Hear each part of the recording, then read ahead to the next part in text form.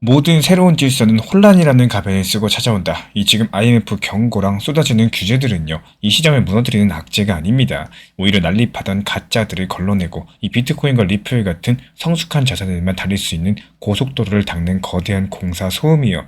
남들이 이런 소음을 듣고 공포에 질려서 도망칠 때 우리 구독자분들은 그 너머에 깔리고 있는 새로운 금융의 질서를 선점하십시오. 오늘 국제통화기금 IMF 측에서 토크나 시장에 대한 긴급 분석을 발표했습니다. 근데 IMF의 메시지는 상당히 이례적인 상황인데요.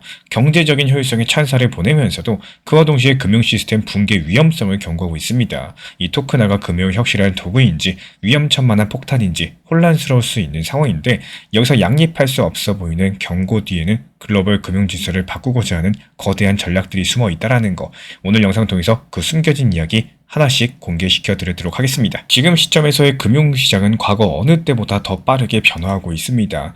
2년 전부터 예고됐었던 비트코인 현물 ETF 승인과 함께 이 실물 연계자산 RWA 토큰화는 폭발적으로 성장하고 있죠.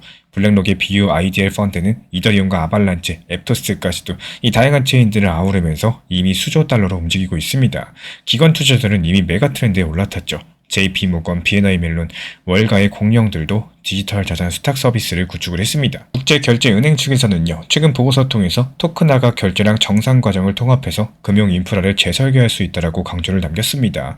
BIS가 중앙은행 준비금과 은행 예금, 그리고 국제가 모두 토크나된 단일 원장 플랫폼을 통해서 연결되면요, 이 국제결제량 증권시장의 혁신이 가능해진다라고 평가를 남겼었는데, 다만 여기서 BIS는 이런 혁신이 금융의 핵심 원칙을 훼손하지 않는 선에서 이루어져야 된다는 경고를 남겼습니다. 이 스테이블코인은 편리함을 제공하겠지만요, 규제가 없으면 통화 주권과 금융 안정을 위협할 수 있다라고 지적을 남겼고, 유럽연합 측에서도 발빠르게 대응하고 있죠. 작년 당시 미카 규제가 시행돼가지고 암호자산 서비스 제공업체한테 은행 수준의 허가를 요구하기 시작을 했고, 유럽중앙은행 ECB 같은 경우는 유로화의 주권을 지키기 위해서 디지털 유로 프로젝트를 추진하고 있습니다. 이 IMF랑 ECB 측에서는 민간 발행 스테이블 코인이 중앙은행 화폐를 대체할 수 없다는 경고까지도 남겼죠. 지금 IMF가 토크나랑 금융시장의 비효율성 보고서를 통해서 토크나가 금융 시스템의 지독한 비효율을 해소할 수 있는 유일한 해법이다라는 언급을 남겼는데요. 이 긴 정산 주기랑 높은 수수료, 불투명한 거래를 없애기 위해서 공유되고 프로그래밍 가능한 블록체인 원장이 해결책이다라고 본 겁니다. 실제 자산 발행부터 정산까지 모든 과정을 자동화하면은 이 중개 비용을 획기적으로 줄일 수가 있고요. 이런 것들은 곧 글로벌 금융 인프라 현대화에 필수적인 기술이라는 뜻이겠죠. 하지만 이런 IMF의 분석은 여기서 멈추지 않습니다. 그들은 스마트 컨트랙트에 내재된 위험성을 꼼꼼히 지적하고 있는 상황이고, 이 스마트 컨트랙트는 담보 가치가 일정 수준 아래로 떨어지면요, 자동으로 매도 물량을 쏟아냅니다. 이런 과정에서 가격이 급락하면은 또다시 청산이 이어지는 이런 악순환들이 발생을 해요. 실제로 올해 초에 디파이 시장에서는 이 수조 원대 자산들이 순식간에 사라지는 플래시 크래시가 일어났습니다. 이렇게 한번 불안정이 시작되면 전 세계 금융 시스템으로 위험한 순간들이 순식간에 전파될 수가 있겠죠. 그리고 복잡한 코드는 결함과 해킹의 빌미가 되면서 시스템 전체의 신뢰를 무너뜨릴 수 있다. 이렇게 IMF는 경고하고 있습니다. 그리고 IMF 측에서 양립할 수 없어 보이는 메시지를 동시에 내는 이유가 있습니다. 그 배경을 들여다보면요, 이게 단순한 기술 분석이 아니라 정치적인 의도가 숨어 있다라는 거. 혁신을 지원한다는 명목으로서 시장 진입을 허용하면서도 문제가 되지 않는 영역은 위험하다라고 경고를 함으로써 이 규제의 필요성을 강조하는 고도의 전략이라고 볼 수가 있겠습니다. 여기서 IMF 관계자는요, 정부는 돈의 진화 과정에서 방관자로 남지 않을 것이다 라고 말을 해왔고, 토크나의 효율성은 인정을 하되 그 통제권은 정부랑 규제기관이 쥐겠다라는 선언입니다. 이게 바로 탈중앙화 진영에는 엄격한 규제가 이 기존 금융과 협력하는 프로젝트들에게는 기회의 문이 열리는 신호겠죠. 그리고 많은 개인분들께서 규제를 성장의 걸림돌로 생각을 하십니다. 하지만 기관들에게는 규제가 있어야지만 시장에 진입할 수 있는 고속도로라는 거, 이 규제 가이드라인이 명확하지 않으면 컴플라이언스 부서가 자금을 통제하지 못하게 되고, IMF 경고랑 각국의 법안은 이 고속도로의 가드레일을 세우는 작업이겠죠. 통과하지 못한 불량 차량들은 도로 밖으로 밀려날 수밖에 없겠습니다. 이게 현재 미국에서는 이미 6월달에 디지털 자산 시장 명확성 법안 클래러티 액트를 통과시킨 바가 있었죠.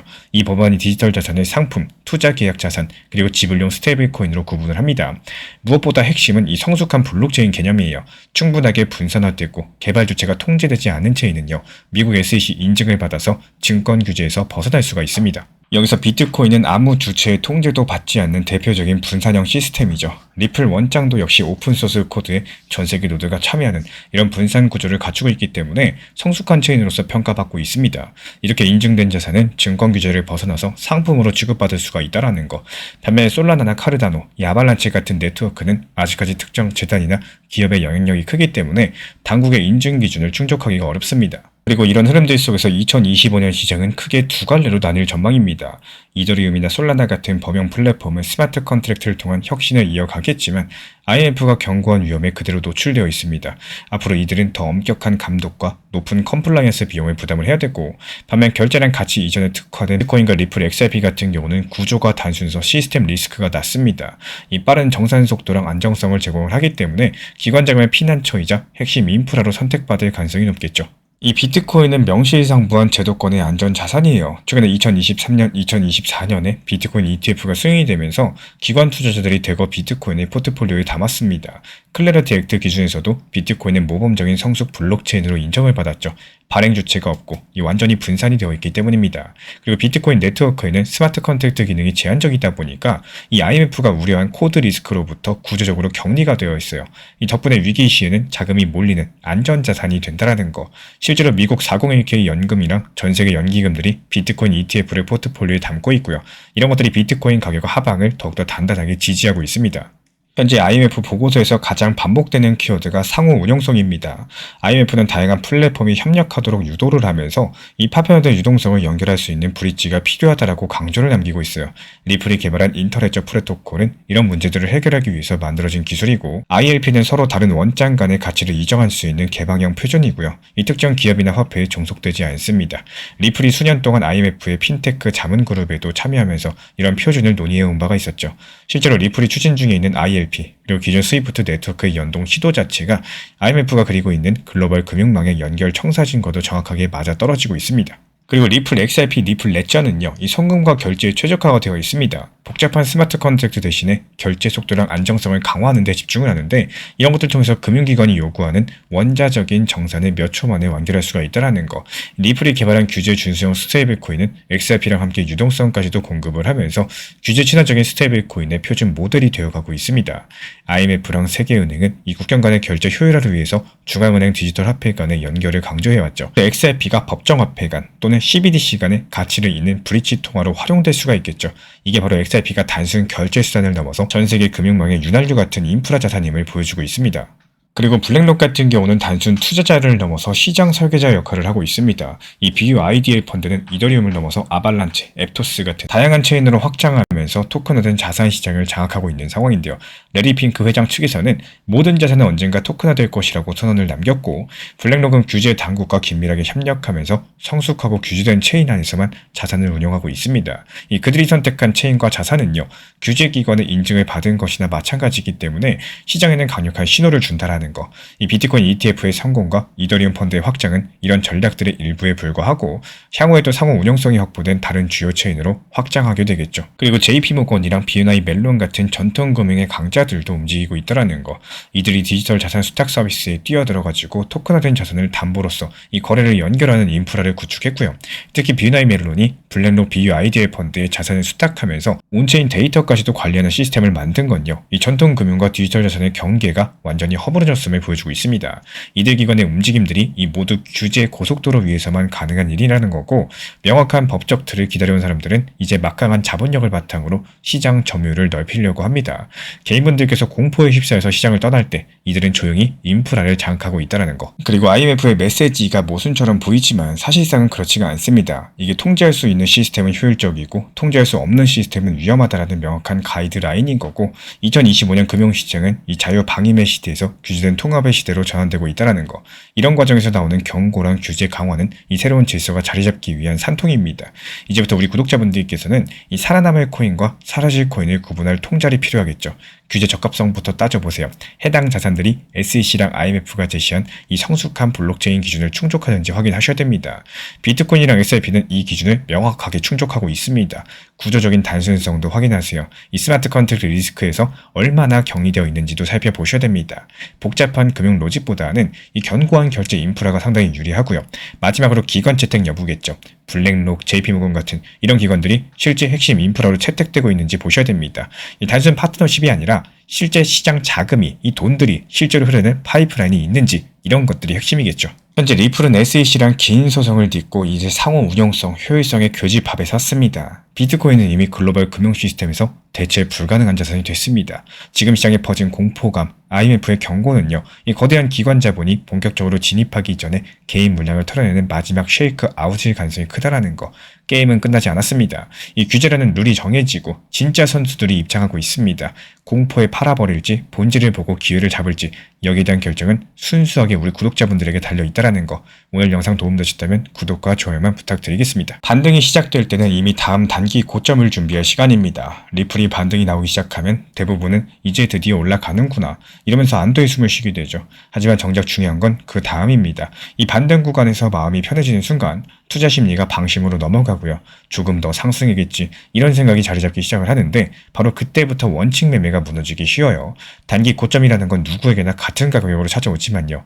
그 가격을 어떻게 받아들이는지는 전혀 다릅니다. 어떤 분들께서 차분하게 준비해둔 분할 입주를 실행하고 현금 비중 확보해서 다음 기회를 만드시고요. 또 어떤 분들은 욕심이 올라오셔가지고 조금만 더를 외치다가 결국에 또다시 평균 단가만 높아지는 이런 악순환을 반복하게 됩니다. 결국에 단기 고점 구간에서 분할 익절을 하지 못하시면은 투자 자체가 의미가 없어집니다. 왜냐하면 단기 저점이 와도 그때 활용할 여력이 없기 때문이에요. 상승장에서 남들이 들뜰 때 조금씩 비워놓을 줄 아셔야지 다시 한번 찾아오는 하락장에서 담으실 수가 있고요. 그렇게 단기 저점에서 단기 고점의 사이클을 활용하시면서 수량을 늘려가는 것들이 진짜 살아남는 매매라는 거. 이 코인 시장이라는 특성상 24시간 시장이 열려있고 상승과 하락폭이 큰 것도 사실입니다. 최근 2740원까지 하락했던 리플이 3400원까지 반등이 나오는데 이틀 3일밖에 안 걸렸고요. 이 중간에 불안을 가지고 매도하고 그만두신 분들이 정말 많으셨을 겁니다. 하지만 중요한 건 이 바닥 구간에서 반등이 나왔다는 거는 그 순간에 매도세보다 매수세가 강력했던, 오히려 위기를 기회로 잡을 이런 사람들이 많다는 뜻과도 같습니다. 강력한 공포의 심리일 때 오히려 기회를 잡을 수 있는 원칙 매매를 잘 활용하셔야 되는 거고, 반등이 기분 좋다고 지금 순간만 바라보시면 안 된다라는 거. 반등이 시작될 때일수록 다음 단기 고점의 타점을 찾고 분할 익절을 걸어두고 마음을 차분하게 유지할 줄 아셔야겠죠. 결국 이번 사이클은 또 지나갈 거고요. 또 새로운 파동들이 찾아올 겁니다. 우리가 준비한 만큼만 결과가 따라오게 될 거예요. 그래서 반등이 보일 때 가장 먼저 하셔야 될 일은 이 환호가 아니라 그 다음 단기 고점에 대한 준비입니다. 오늘 영상이 도움되셨다면 이런 흐름들 실제로 매수 매도에 적용하는 데 필요한 실전용 기준표도 함께 받아보시는 것들을 추천드려요. 영상에서 설명드린 내용들, 이런 것들은 방향성이고 제가 정리한 기준표는 그런 방향 안에서 실제로 움직이는 지점들을 알려주는 지침서 같은 역할을 합니다. 현재 보이는 번호로 편하게 신청 주시면 되고요. 혼자 버시는 것보다도 훨씬 더 안정적으로 시장을 바라보실 수 있을 겁니다. 현재 제가 안내드리고 있는 정보방 입장에 대해서 관심이 있으신 분들이 최근에 많아지셨습니다. 간단하게 한번 설명드려 보도록 하겠습니다. 먼저 항상 무슨 일이 있어도 업비트, 빗썸, 현물 매매로서만 안내드리고 있기 때문에 원칙 매매를 잘 활용하시는 것들을 추천을 드려요. 이 세 가지 방으로서 안내를 드리고 있는데요. 첫 번째로 가장 구독자분들께서 관심 있어 하시는 리플 전용방입니다. 리플 전용방에서는 말 그대로 리플에 대해서 집중적으로 단기 고점과 저점, 그리고 장기적인 관점에 대한 타점과 리플에 대한 시장 브리핑을 안내드리는 방이고요.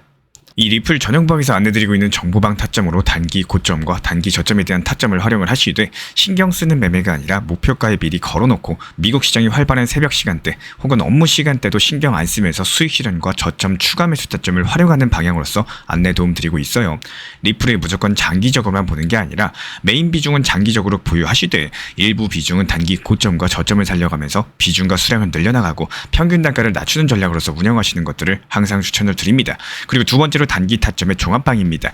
리플을 몰빵으로 장기적으로만 보유하다 보면 결국에 시장의 흐름을 놓치게 되기 때문에 적당한 알트코인들을 비중을 활용하시면서 적극적으로 투자 전략으로 살려나가는 게 정말 중요합니다. 예를 들어 가지고 좋은 엔진의 리플 코인을 보유했으면은 그 엔진이 잘 활용될 수 있도록 좋은 기름과 엔진 오일의 역할이라고 생각을 하시면 되는 거예요.